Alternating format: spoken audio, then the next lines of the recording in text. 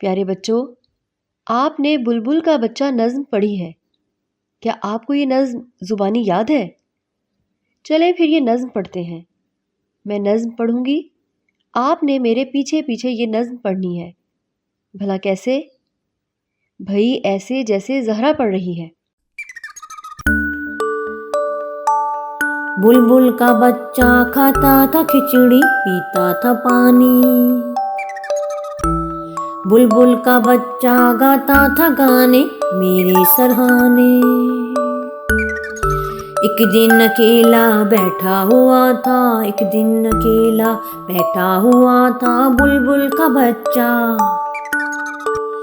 मैंने उड़ाया वापस न आया बुलबुल का बच्चा।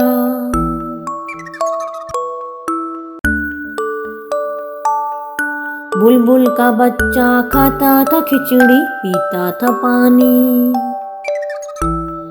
बुलबुल का बच्चा गाता था गाने मेरे सरहाने।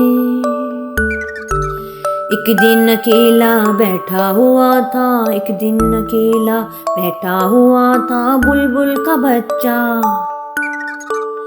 मैंने उड़ाया वापस न आया बुलबुल का बच्चा। बुलबुल का बच्चा खाता था खिचड़ी, पीता था पानी। बुलबुल का बच्चा।